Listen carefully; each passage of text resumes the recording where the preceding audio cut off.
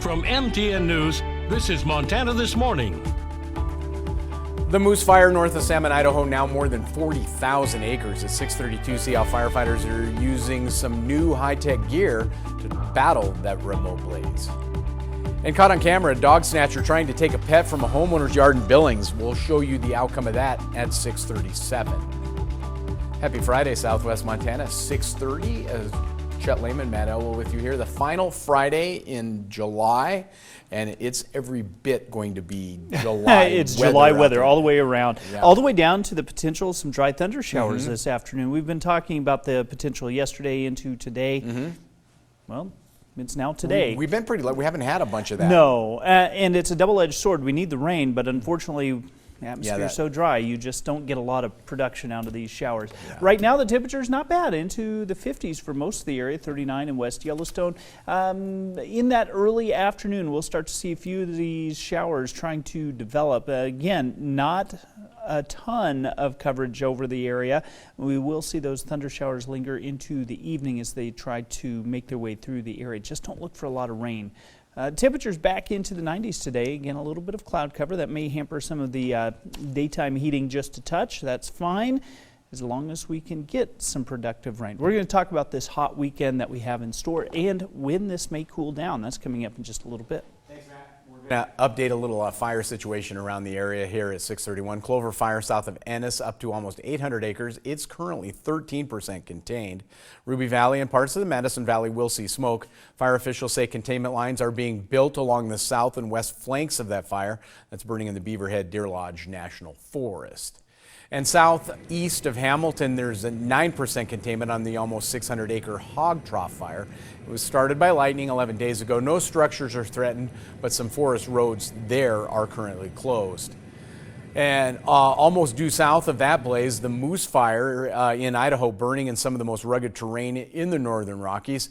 There's a 3,000-foot difference between peaks and valleys, separated by dangerous and impassable terrain. As MTN's Dennis Bragg reports, fire crews now bringing tech to the fight. Fighting fire on the Salmon is a serious case of up and down, aggravated by high winds and triple-digit temps. Hot, dry conditions. We had a red flag warning the other day, and that resulted in column development here behind me in Bobcat Gulch. Those fiery columns are the wildest part of wildfire. Uncontrolled bursts of flame clawing across the hillside, threatening efforts to protect homes and traffic along the Highway 93 corridor. Veteran fire managers have told me the real challenge of fighting a blaze in this salmon country is how rugged the terrain is. Some of these gulches, like Bobcat Gulch, act just like chimneys, with the westerly winds coming down and fanning the flames. That's why the aerial attack is such an important tool. The Moose isn't a retardant fire, at least right now. Instead, it's hundreds of thousands of gallons of water. So on this side, we're using tactics to bring it down towards the river with more moderate fire behavior so that it doesn't run up the hill and cause columns and spotting. Depending on tools that didn't exist when the Mustang complex burned more than 300,000 acres just north of here a decade ago. So we have a UAS module here on the fire. It's a small drone. It's operated remotely. It uses a plastic sphere dispenser, or ping pong we call it, containing chemicals that react, and when they fall on the ground they light small fires that help us have a better control over how the fire comes down the hill. Even from this far away, you can hear the pop, pop, pop of those incendiary ping pong balls as the drone drops them across the face of the fire in terrain no firefighter could reach. For hour after hour, the UAS crew flies missions, refilling batteries and the fire-starting chemicals, safely coordinating with other aircraft. That gives traditional ground crews a fighting chance to do their jobs safely. The way fire goes downhill is because burning material rolls, right? Logs, pine cones, branches. They catch on fire, they tumble down the hill, and they light something on fire at the bottom. And since fire likes to go uphill and it burns uphill fast, after you have the rollout, then you have an uphill run. On the Moose Fire, Dennis Bragg, MTN News. All right, 6:34. In other news this morning, parents are continuing to struggle when it comes to finding childcare. The industry is still dealing with staffing shortage. As Chris Conte found out, that is prompting some companies to get creatives in hopes of helping their employees in new ways. As a parent who spends his workday driving, Martin Sanchez can't hit the road unless he has childcare for his two kids. We caught up with Martin briefly between shifts. I drive all day. Yeah, I drive 7, 8 hours a day. But like so many Americans right now, navigating the roadmap to get those childcare needs met has been tough. Unable to find daycare for his kids, Martin has missed multiple days of work recently and was on the verge of getting fired. If I don't have a babysitter, I have to miss work. If I miss work, I got no money. I can't pay my bills. It's a problem repeating itself countless times across the country right now. We have families that are calling us all the time. That is Michelle Whalen with Nurtury Early Education.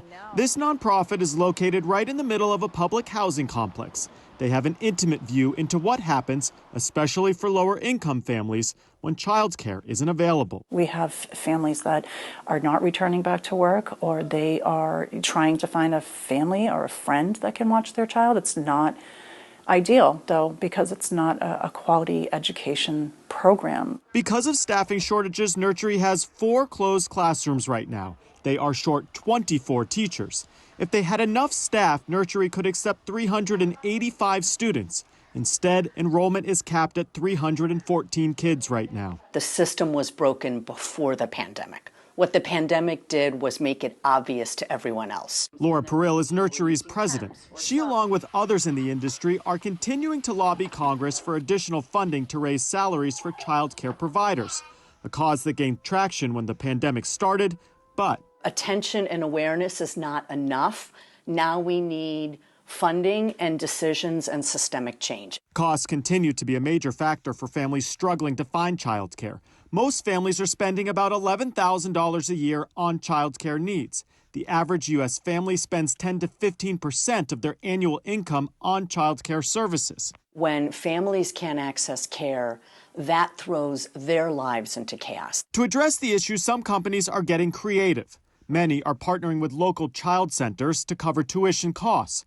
Others are offering 10 days of subsidized backup care, allowing parents to drop off their kids at a nearby vetted child care center. We need that conversation at the federal level, where we can make a decision to invest in early ed the way we do K-12. Right now, I just dropped my kid off right now. They're taking him to the movies. All I had to do was pack him his lunch, give him $10 for like popcorn and water. After weeks of trying, Martin Sanchez recently got his kids into a summer camp program, a solution for now that's preventing him from having to miss any more work. I'm Chris Conti. All right, 6:37 back here at home. Theft, nothing new to Billings, but this one definitely unique. A video showing a man walking into the yard of a Billings woman and stealing her puppy. MTN's Phil Van Pelt, following the story, tries to get to the bottom of the dog napping. That 12-week-old puppy was stolen right here in Tracine Rowland's front yard. When she walked outside, the dog was just gone. But fortunately, the incident was caught on this camera right here behind me. Blows my mind.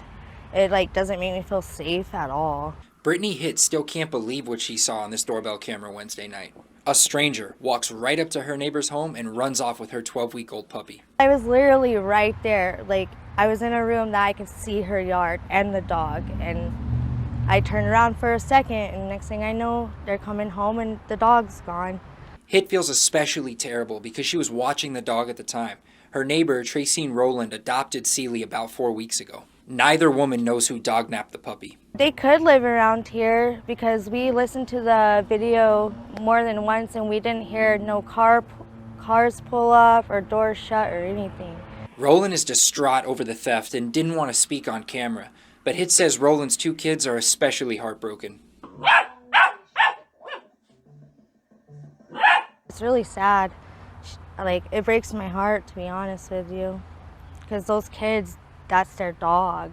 And she also knows the moment was traumatizing for Sealy. In the video that we have, you can tell that she was scared because her tail was under her legs because she didn't know who that person was. Both women hope someone will recognize the thief. It's a moment that's left them feeling violated and heartbroken. What if it was one of our kids? Because our kids play together and run around, back and forth from her house to my house. And, just that split second of you just walking inside, someone could have taken your kid. In Billings, Phil Van Pelt, MTN News.